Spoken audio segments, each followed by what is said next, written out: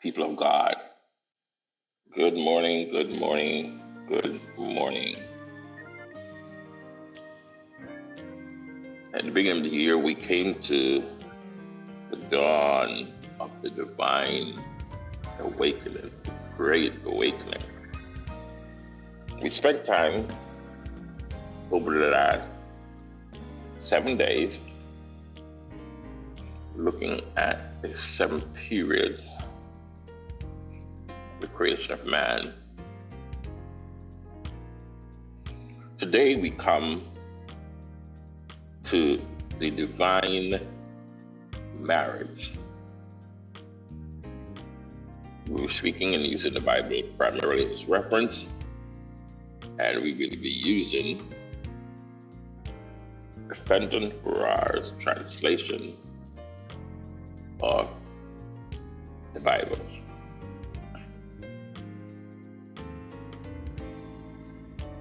Lesson 1 was the dawn of consciousness, and then he went into the upper room for a minute, and we spent time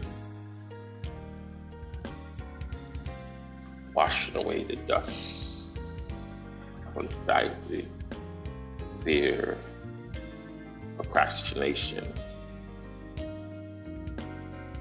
And now we come to the divine marriage. We'll be looking at Genesis chapter 2, verse 1 through verse 25. But I'll be reading specifically Genesis 2, verse 18 and 21 to 24 from Ferrar Fenton's Bible.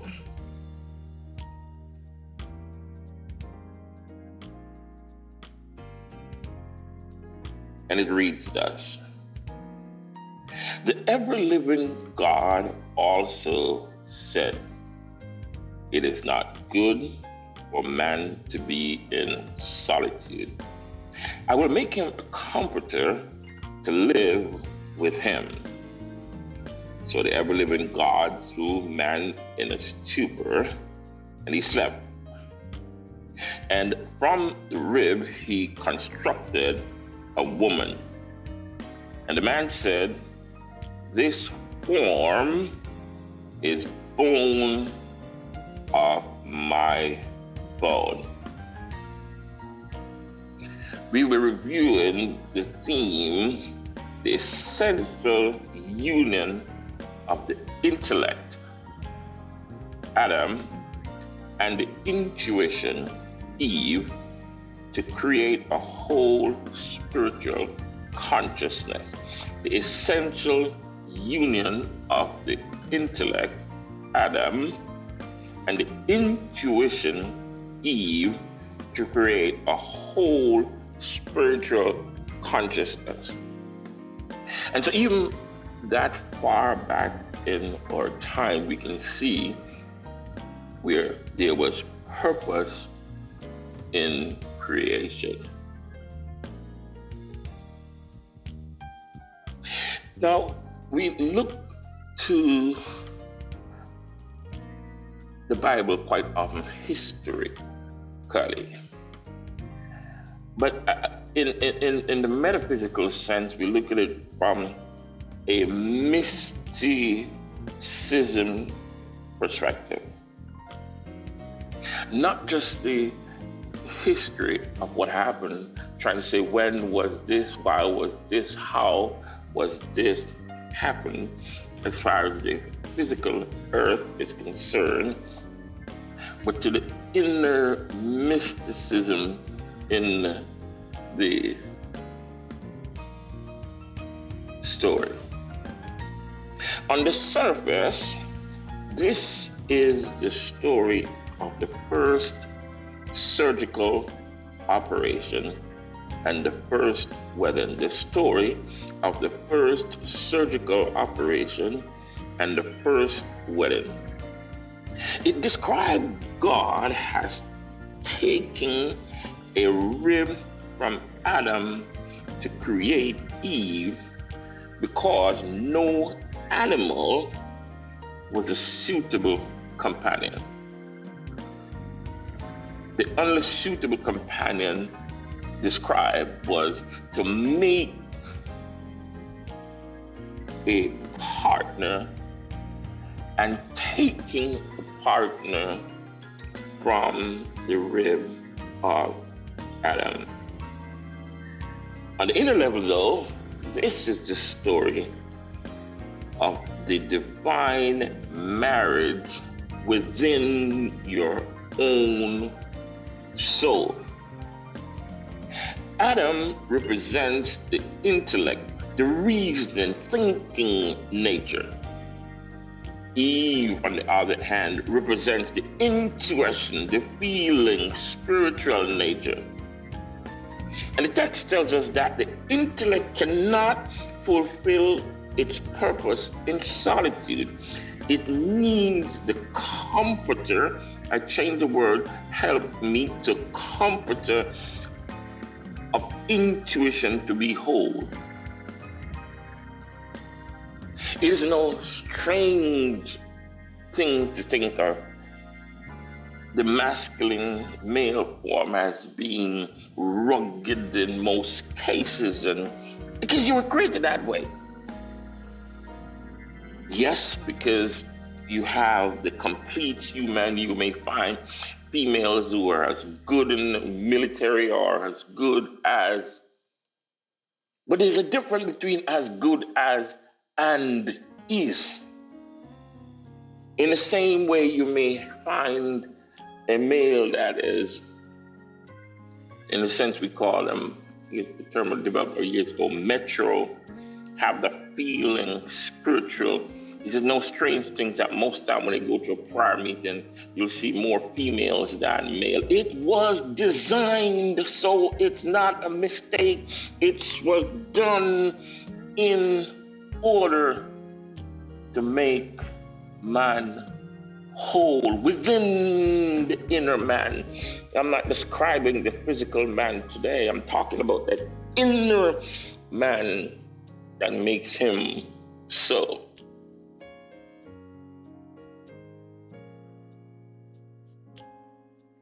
In naming the inner state of which we speak, we look at the solitude of the intellect, the intellectual man. And this doesn't suggest that when we say male, because we're not describing male or female in this case, as the form. Instead, we're describing the nature. So we're not saying that a male human is smarter than a female human. No, that's not the idea. We're not saying that intellectually it is so. You combine that nature, both natures, to make a perfect human. Thus it is. We do not move from who we are, but in order to be, you may find a woman, and quite often this is something that you hear people when you talk about single ladies, and there's no father. You think it's not possible to be for a female to take care of a family, especially boys. I dare to say it's not so. It is not so. Whether the father be absent or not, there is still that God presence. And this is what we're getting into. When the Spirit of God comes before your human reasoning, then it is. You find that you're able to do more and more because you're not relying simply on self, the small self. You're relying on the Spirit. The text states it is not good for the man to be in solitude. So when we look metaphysically, the intellect, Adam, he could name the animals, analyze external thoughts and sensations. He could do that, but it could not find fulfillment or peace in the animals. Couldn't find fulfillment in the trees. You name it. You have achieved all that you have achieved, and then you stand on the precipice of life, and he said, okay, why? Think about the creation. We have built huge, monstrous cities. Or even I think about my home that I grew up in, beautiful home. But after years, it went into decay. And that's what happens in our lives. We're young and we go through this process and we grow. And then that physical part of us is gone. And that represents the same thing within us. If we rely on just our education or school learning and what we know from, learning in school, etc., we realize that there's more. We cannot achieve all we need to achieve in life. The pandemic is the greatest experience of understanding. Here it was, smart as we were, but the whole world shut down for a moment when we realized with our smartness, we could not find a suitable antidote in the first day. It took time and thought and reasoning and expression and understanding and trials. You thought about it first before you accepted whatever the vaccine was. You sit and it's okay. This is what I need. I'm going to combine a little bit of this with a little bit of that. We're not going to name any of the elements that is involved in any of the products. But you get the point. It's kind of like when you're about to make dinner, and they said, well, you know what? I'm going to make a pot of soup. I need some meat. I need some macaroni noodles. I need some pepper, some salt, and some water. And it's all there. You created it. You have not yet made it, but the creative process is there. And that is the intellectual side of you, reasoning and saying, okay, this is what I'm going to do.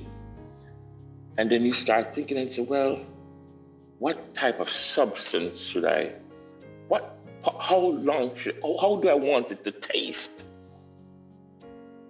You get the point? How do I want it to taste? What is the feeling should I have when I finish eating this pot of soup? That is the intuition speaking. The comforter, Fenton translates helper as comforter. And the intellect needs the comfort of feeling to be alive. Reason without love is cold. Logic without intuition is sterile. Quite often, you have individuals who are mathematically inclined and can think through, or you don't even have to think because it's just logic. 1 + 1 + 10 times, etc., etc. You're able to work that through. But to understand the nature and the cycle of how the application that you're building is going to be used in the business requires intuition. It's one thing to make a computer and you have this excellent computer, but given that computer utility and how is that computer going to be functional in the business, what is it going to do and how it fits in with the whole, why this computer and not that one? That's intuition. That was why the Eve nature was necessary.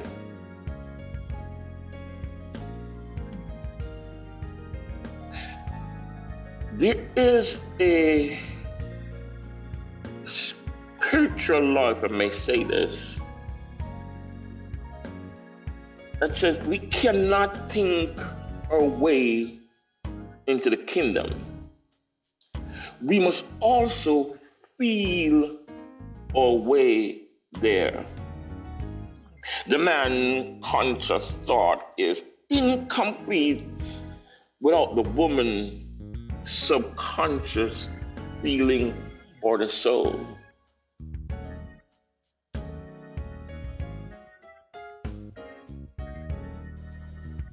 So the choice then, point number 2,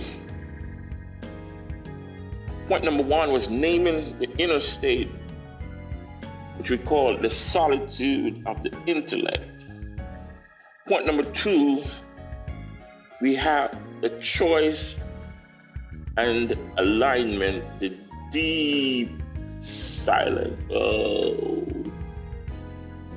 To create this union, God threw man into a stupor, a deep sleep. Metaphysically, this is the silencing of the conscious mind. We cannot force intuition through busy thinking. We must enter the deep sleep of meditation where the outer senses are quieted.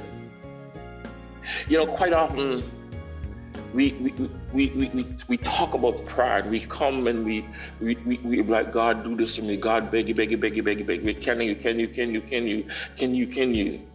Please, God. Please, God.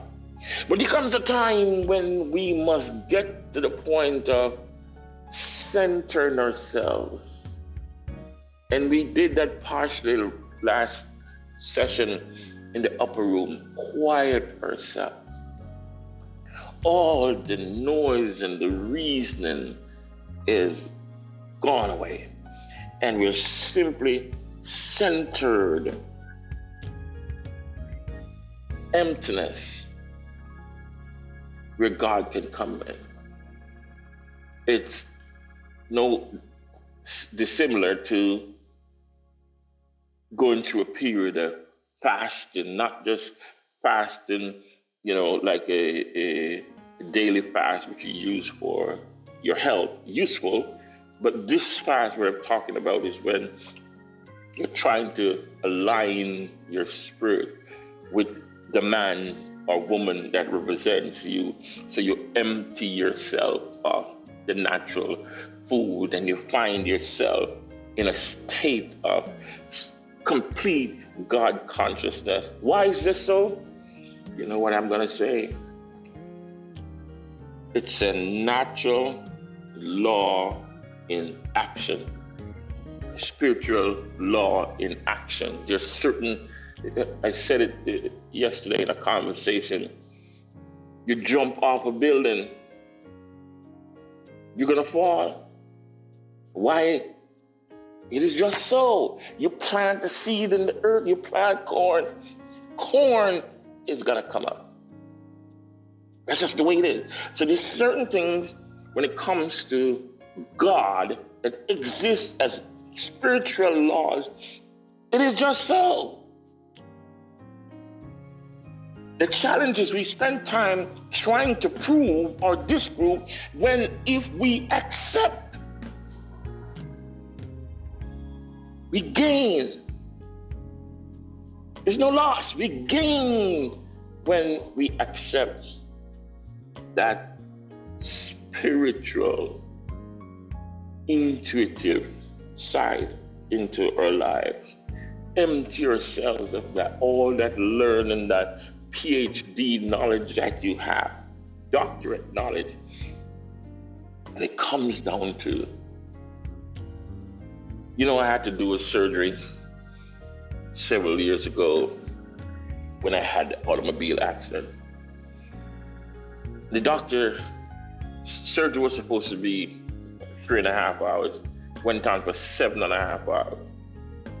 The doctor said when we were drilling, we were drilling to make those screws in your back, to put in those vertebrae that we were making, and we had to put rods and screws in your back.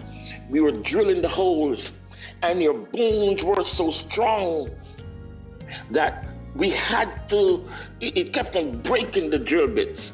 So what we did, we sent down to the maintenance and asked for a clean, unused manual drill, and we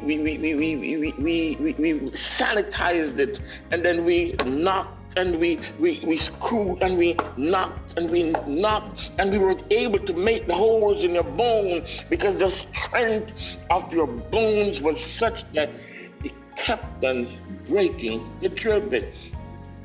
What am I saying? It's a difference between what you learned in university and college. You didn't go to school to learn to go to the maintenance department.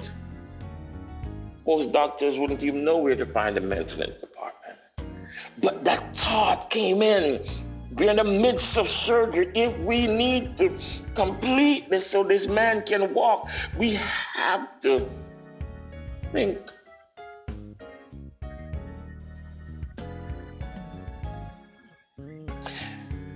The rib.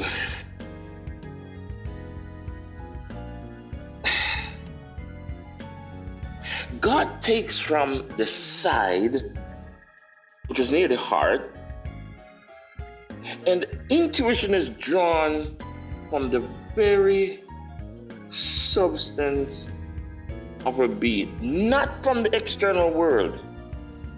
Intuition is drawn from the very substance of our being. It is a bone of my bone.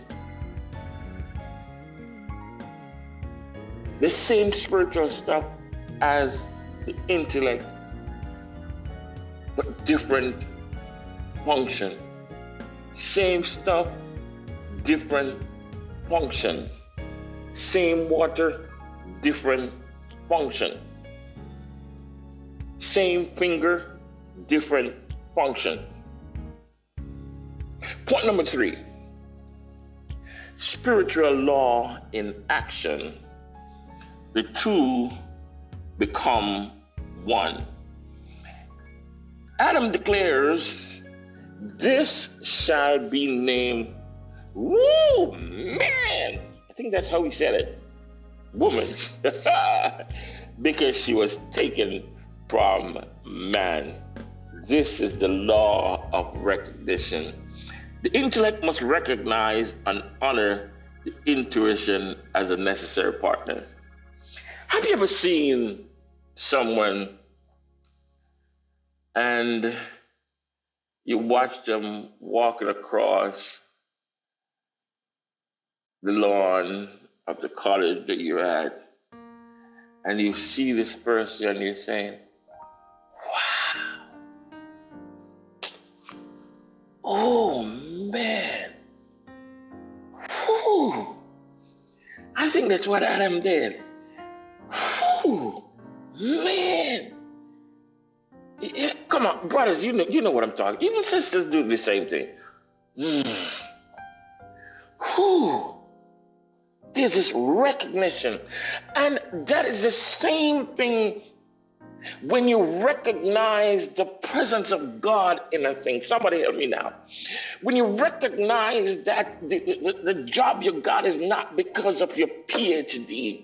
When you recognize that the car you have is not because you credit as the best of it. When you recognize that you have children and the girl next door doesn't, and or you don't have children and so you can do, and you realize that there is something more than just coincidence. You recognize the awesomeness of God in a thing. It's kind of like me and cheesecake.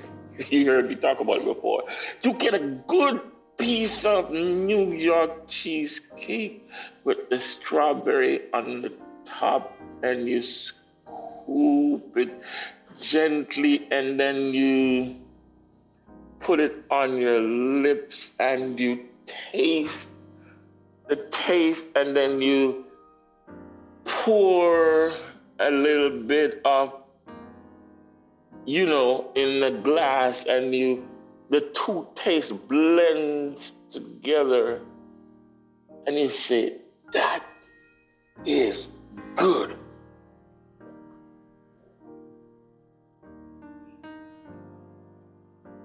That is the law of recognition. The intellect recognizes and honors intuition as its partner.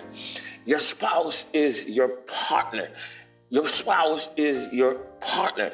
You're not there to be the big guy and she is the small person. You're together needed because you have different functions, and as those different functions come together, it called one.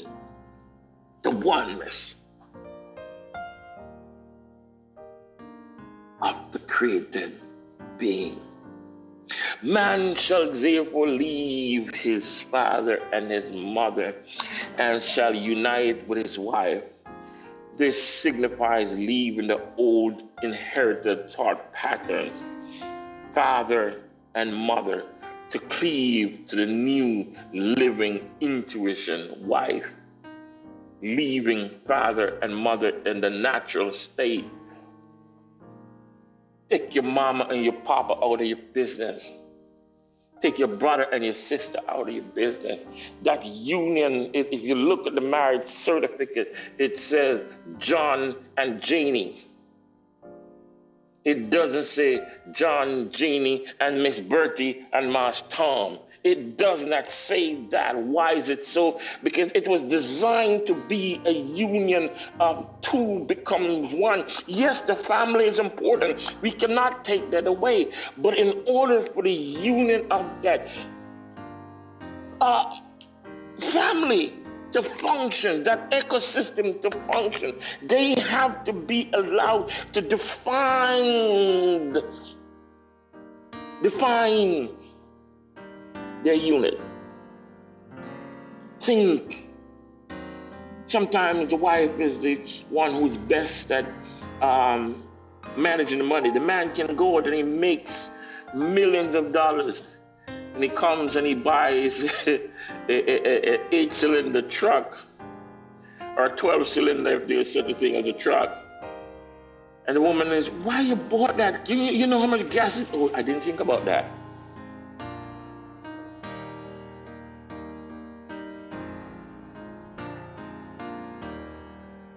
They became one body.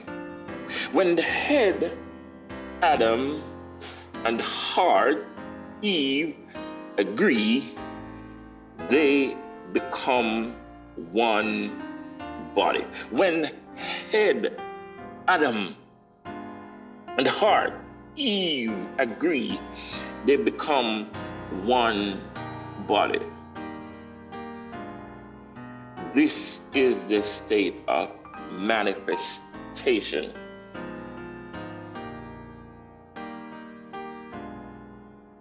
When the head, that intellectual side of you, that side of you that says you want chicken and fried chicken and macaroni and, all those things that you shouldn't eat, and you eat them, and within yourself, you're into it, and you're saying, don't eat that much.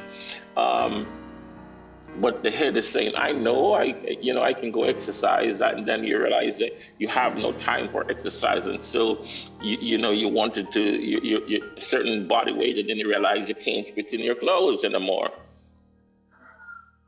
simply because the head didn't agree with the heart. Your heart was telling you you shouldn't do, but you kept on doing anyway. in order to get to the state of manifestation, your head and your heart must agree. Power is generated only when thought and feeling are united. I use the illustration again of the electrical source. Plugging. It is necessary to plug in to the source, because no matter how much power is possible, light in the whole neighborhood, until you flip that script. So there's that process where, would it be subconscious or conscious thought, you flip the switch and then the light comes on. The light comes on. And then you start manifesting it. If you want to manifest a certain lifestyle, you have to start living in preparation for that lifestyle.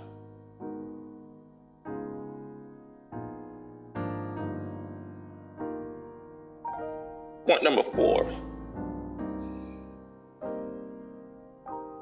And we review our points. Number 1, naming the inner state, the solitude of the intellect.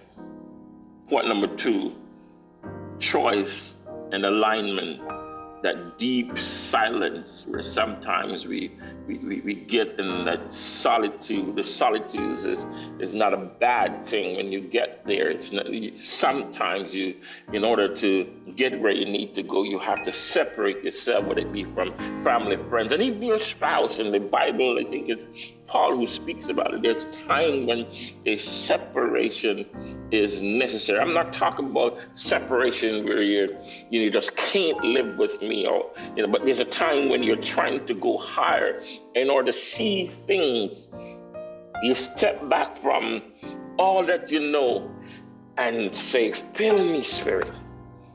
And you'll be surprised to know the results you have when you turn everything over to God. Point number 3, spiritual law in action, when the two became one, when the head and the heart start agreeing, when your head and your heart is thinking in sync, manifestation happen, results happen, the body comes to life.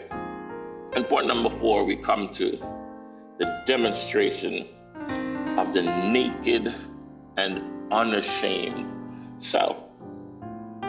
They were naked, and they were naked, the man and his wife, but they were not ashamed.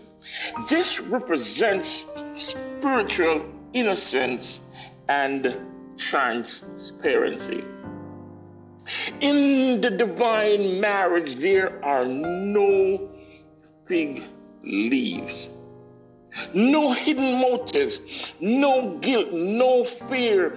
The conscious thought, Adam, and the inner feeling, Eve, are perfectly exposed to one another and to God. When you have that union between a man and a woman, let's use the illustration, where you have that complete union of minds together, you don't fear to give me your password. I'm not fearful to let you look at my emails, because you and I are now one. There is nobody else. My mother, my father, my children, my son who I love so much. But when you have that union, that's what you're not getting married because you simply want to get status, home, etc. It is created to be so that you can have the complete person. There is somebody up there, each and every one of us, but it comes to bringing that togetherness, bringing you and me with our differences, and internally we blend our human with your spirituality, the consciousness of, let's look at Eve in a different way. And you've heard me say it, but we're going to say it a bit during these few weeks. I want you to think for a moment. You went to sleep last night. You lay down in your bed. And you lay down there, and all of a sudden, you were gone. And then you woke up. And it takes me back to doing one of my surgeries, and I've done a few because of accidents. And the anesthesiologist took my hand and said, Mr. John, I'm going to be, you have the IV in your hand, and I'm going to be putting something in it, and it's going to, after a while, it's going to be gone. You're going to be sleeping. You won't feel anything. If you're feeling anything during the surgery, that means you don't have enough anesthesia. She held my hands. And then I woke up and she was still holding my hands. And I'm like, we're not ready yet? Oh, Mr. John, it's been 7.5 hours later. Yes! And I fell back asleep. And I remember when I woke up, I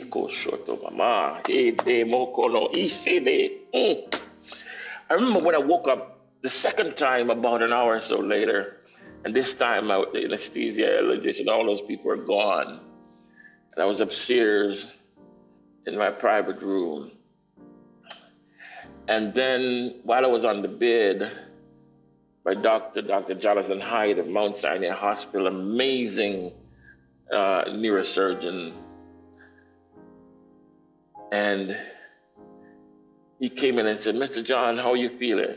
I said, well, I'm not feeling as much pain as I used to.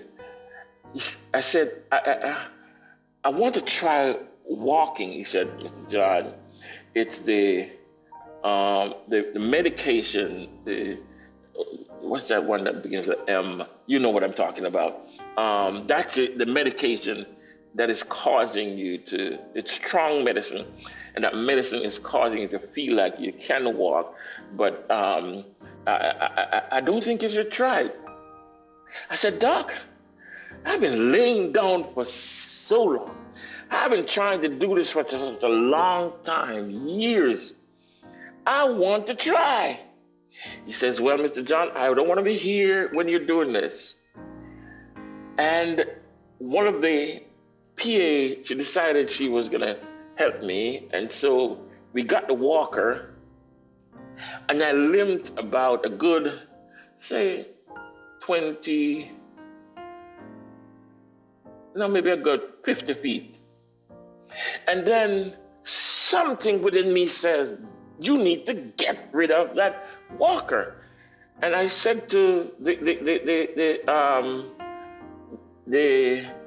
PA, because they said Dr. Hyde had gone because he said he didn't want to be there to see that because you don't want to get sued. I know that's what he was saying. But anyway, the PA was there and she took me all the way up and she said, Mr. John, I don't want you to overdo it. It's time for you to go back. I said to her, first I said, do you go to church? She said, yes. So you're a Christian? She said, yes. I said, let me try this. I took one step, 2 step, 3 step, 4 step, and I walked all the way back to my room, speaking in tongues. It was an amazing experience because my head and my heart came together. And the doctor, with his intellect, did what he had to do. But the spirit says, life in those legs, bone came to bone. Will these dry bones live? I don't know what it is that is in your life that is dying, or you may feel that it is not working. But I tell you today, when you get rid of your heady feeling and start realizing that you're not alone, God is within you, and he said, ask ye of things concerning mine, command ye me. When you ask for the things concerning his name. So instead of saying, God, my goodness, oh, I'm about to lose my house. I'm about to lose my car. Oh, my son is in prison. Oh, God, please, God, oh, please, please, God. Oh, God, please. You can go boldly into the presence of God and say, God, you are my rock. You are my fortress. I thank you for my car. I thank you for releasing my son from prison. I thank you for establishing my citizenship. I thank you for my job. You don't see it yet. It's not there yet. But in the spirit, you see it. In the spirit, you begin to see it, and you speak it. It may sound crazy, because can you imagine? In the beginning, God, and God, all he did is said, let, and it becomes so. What? Let it be. This week, that's what I want you to go for. Let it be so. When a circumstance comes up, let there be money. Let there be life. Let there be health. Let there be strength. Let there be peace on earth. And let it begin with me. In the divine marriage, there are no fig leaves, no hidden motives, no guilt, no fear. The conscious thought, Adam and Eve, the inner feeling are perfectly exposed to one another. And when that exposure happens organically, then manifestation. When your heart has nothing to hide from your head, you are in paradise. There is nothing better than the feeling of complete trust. Knowing that God knows. Listen, I'm going to get the name of this preacher. But when I love the way he talks about omnipresence. When you think about the fact that there is nowhere that you can be that God is not. So when you get up inside that strip club and you're about to put the money in wherever you put it, and God says, no, that's the phone bill, that's the light bill. And you say, not today, not today. When that divine marriage comes together, you start your business, you have no clients yet, but you visualize and begin to see not just where you are today, but where you want to be. That is creation. That is the divine marriage. Naked and afraid. Not afraid to be exposed. So let me share some PowerPoints. Intellect is not enough. Reason is powerful. But solitude, isolation from spirit, it is not good. It needs the warmth of intuition.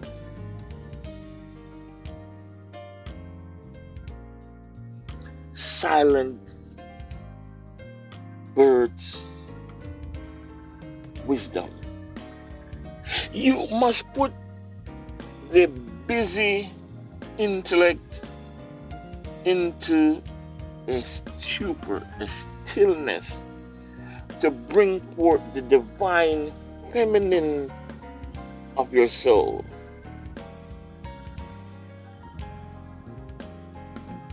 The spirit.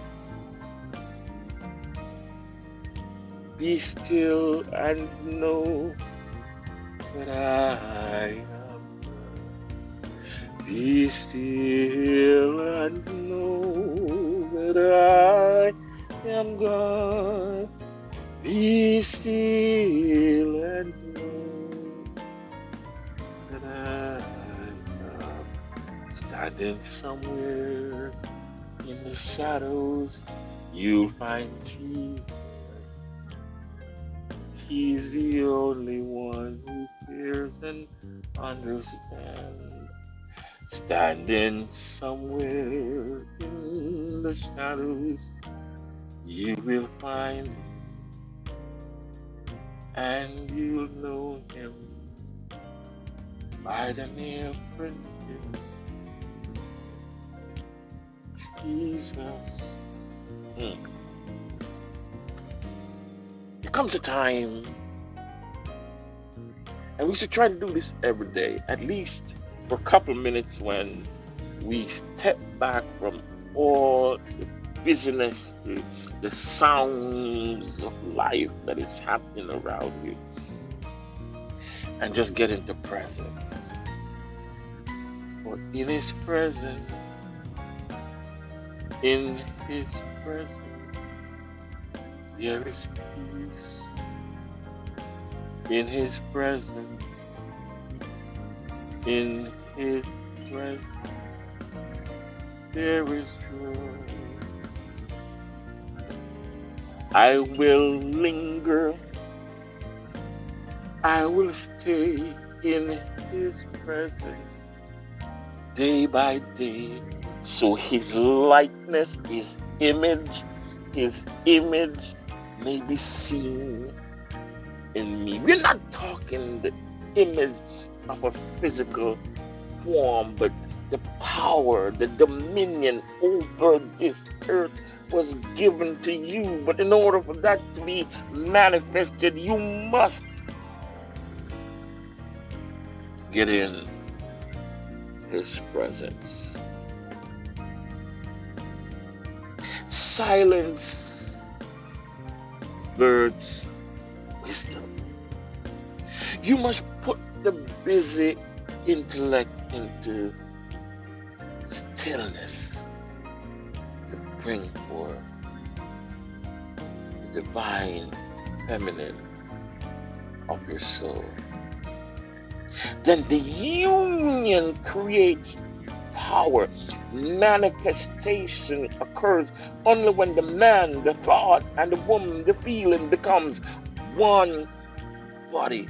Unified intention. Plug that switch or plug that extension cord into the socket to get the power. They're both there with different purposes, but when you have them together, manifestation happens and the music plays.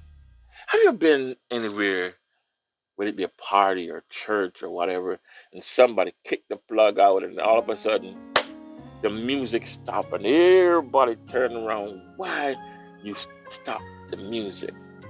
Oh, don't stop the music. Don't stop being creative. Do not stop. But in order for you to really and truly manifest, it cannot be simple. You have to go beyond. Discovery happens when you're willing to go beyond your knowledge. That's when discovery happens. But if you keep within that narrow lane of knowledge, discovery will not happen. There's more to know than what you know. But in order to know more, you have to be willing to go further.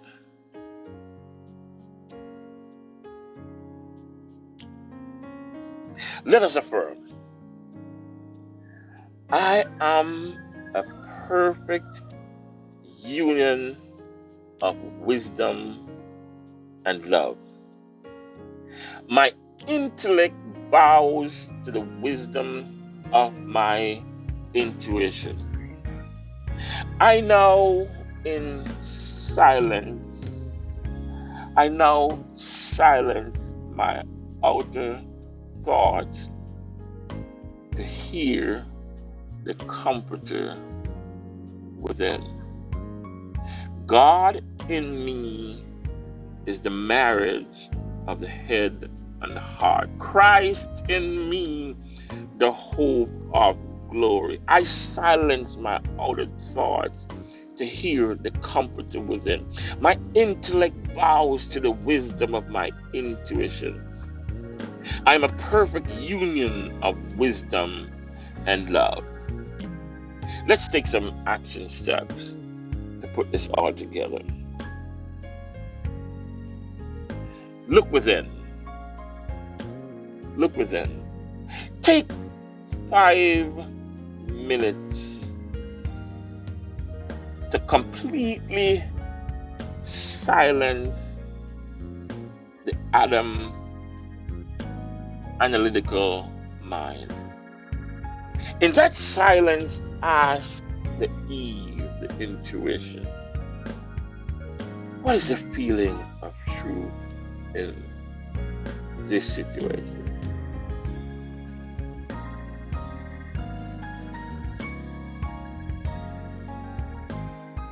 And then we come to the inevitable, the marriage vow. Select a desire. Ooh. I encourage you to join us this coming Wednesday, because we're going to be marrying this with Psalm 27 in our upper room. One thing have I desire. Select a desire. Write down the thought of it, the atom of it, and generate the feeling of the achievement of that desire, Eve. Declare, I unite this thought and this feeling. They are now one body. One thing have I desired of the Lord, that will I seek after, that I may dwell in the house of the Lord, to behold the beauty of the Lord, and to inquire in his temple. That's the King James Version. What is that one? Oh, I don't want to preempt myself, but think about the king. He was a king with loyal subjects. Many loyal subjects. During his coronation, it was said that a whole bunch of armies from all over came because he was now king. With all of that, he looked and he said, one thing.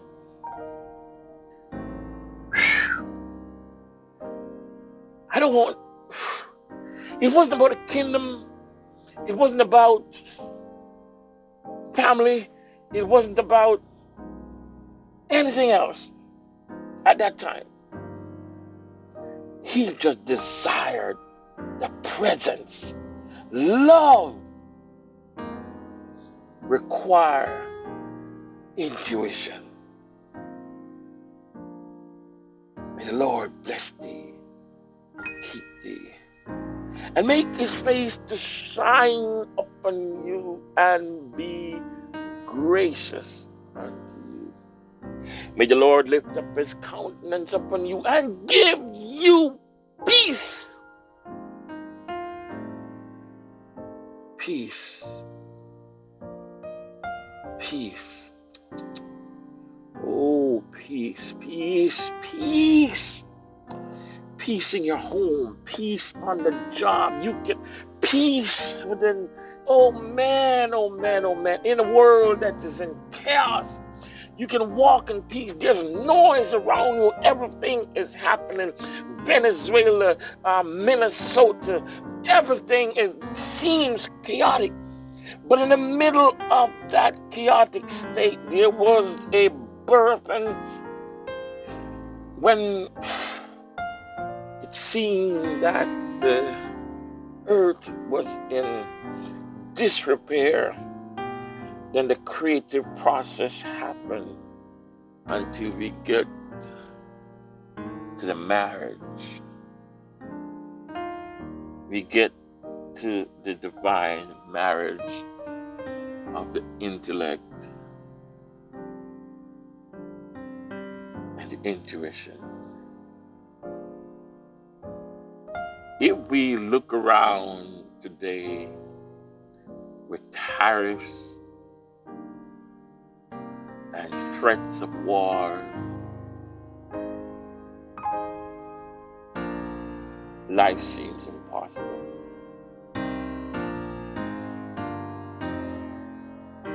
But I want you to see gold being mined or diamonds being mined. There is a rough process that we go through. Oh my God, I can tell you, my brothers and my sisters, I am walking by faith. I don't know how. It has something to do with me. There was a first accident, and then 15, it's like 15, 34. Multiply 34 times 45 and you get the number, whatever it is. That was how much weight fell on my groin. I don't want to name all the challenges that the doctors said. But one step, two steps. You may feel like the weight of the world and the responsibility is crushing you.